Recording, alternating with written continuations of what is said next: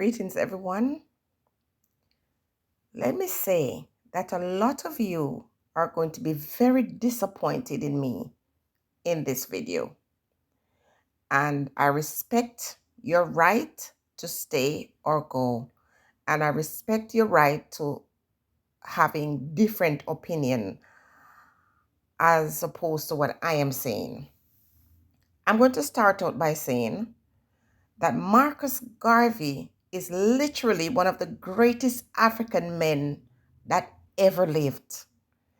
It is because of Marcus Garvey why we can take credit for the fact that a liberator not only came forward in a difficult time to stand up as a man, as an African man in a white space at a time when African people were treated as animals.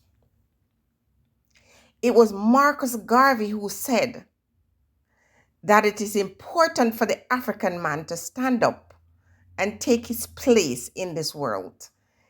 It was Marcus Garvey that said that you can achieve all things if you put your mind to it.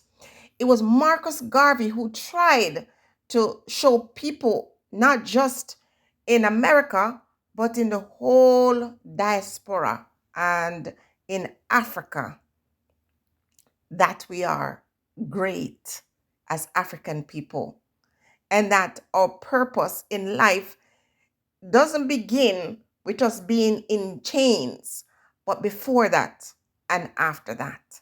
So I can't begin to tell you how much I respect and honor this great man. And oftentimes you've heard me say that there are very few Black men that I can really show the kind of respect that is deserving of our men, because it's hard to find men standing up and acting as if they're real men. We see the Asian man and the European man and the Hispanic man taking their place, and oftentimes African men bowing down to them. Those who are not bowing down to these ones are used to exploit and to harm and to destroy their own people. Okay, so we have this young man named Wode Maya, and I've been watching him for many years, and one of the things I loved about him, he was going around the world and showing Africa in a different lens. So people often have these negative things about Africa, showing the starving children, showing, poverty, showing flies, showing these horrible things. And so he would go around and say, look, there are wealthy Africans living in Africa. And it's almost as if he felt the urge to go back and, share with people the truth about Africa, the beauty of Africa, and, who we are as African people. And I give him so much credit for that. Now he's in Jamaica and he's going around the island and he's meeting all the important people. Let's put that in quotation. All the important people are meeting him. So, he's just meeting. Just imagine the biggest YouTubers out of Jamaica are getting a chance to meet with him. And while that is great, I'm so happy to see the welcome he's receiving.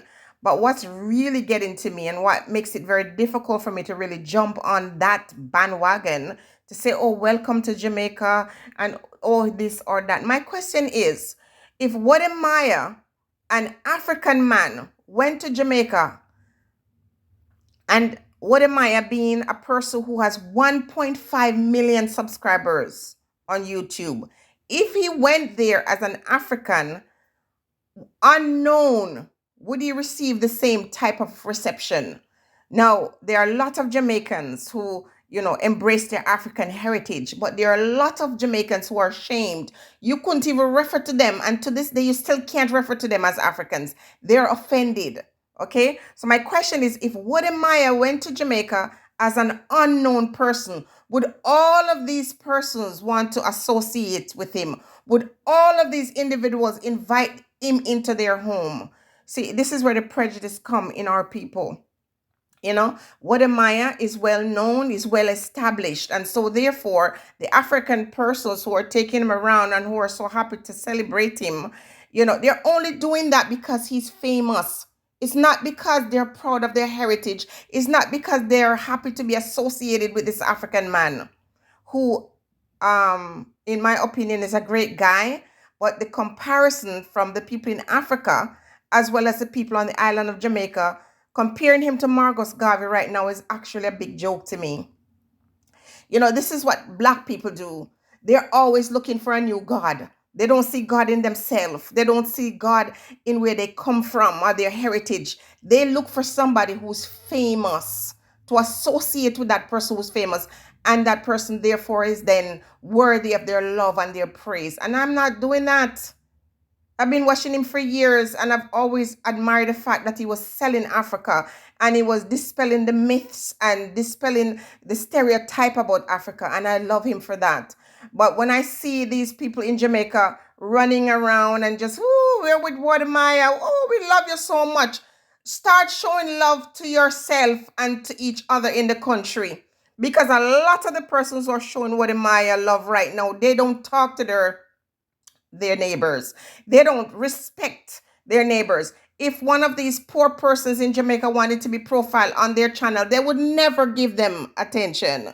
Never. But they're only showing love to somebody who's established, showing love to people who the whole world is showing love to. Because that's how our people are. We don't appreciate anyone until they're famous. We don't worship anybody until they're famous. And then we often want to find one black person and turn him into God and say, go out there and lead us to the promised land. Lead your damn self to the promised land. Love yourself. Respect yourself. Appreciate the small things and the small people in your space before you can start saying, oh, I love and whatever. Because if Wode Maya, as I said before, was an unknown African, all these fake people with their fake love and excitement would not, certainly not pay any attention to him. So this is not an affront to Wode Maya because I admire him. I've been watching him for years. I love what he's doing. I love how he's proud of himself and his heritage. It goes without saying. But our persons or our people in our community could learn something about self-love and to learn to not be such hypocrites and only want to align yourself and associate yourself with people who are famous or who are well known. Let the love trickle down to the very ones that you consider to be less than in our country. I can't stand it. I'm not gonna be a hypocrite. I cannot stand seeing it because the love that is being shown to this young man, if they were showing it to each other on a daily basis, we wouldn't have all these problems that we have in our midst, in our families, and all of that. Bless up Wode Maya, not because he's in Jamaica, but because of who he is, knowing himself, knowing his history. And I want people to stop the comparison to Marcus Garvey. He's Wode Maya. He's not Marcus Garvey. Marcus Garvey is Marcus Garvey. We're always looking for somebody to idolize when we need to learn to love everybody equally and show respect to everyone equally. Okay, you don't deserve love because you're famous, or you don't deserve love, because of who you know or who you're associated to. We just love our brothers and sisters in the world because of who they are. And there are many more persons in Jamaica who are like Wode Maya, who, are great and have a lot to offer, and nobody even look at them.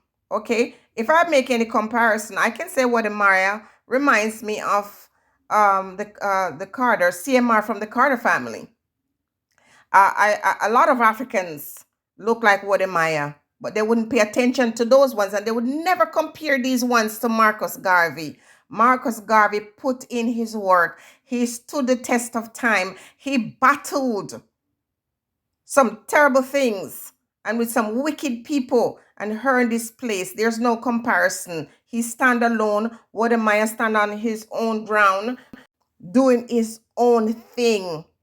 And he's not here to liberate anybody. You need to liberate yourself. We can show love to our brother from Africa, but we're going to do it in a different vein, and we're not going to be comparing him to anybody. We like to do that. We like to take one person, put them on a pedestal, and worship them for a moment.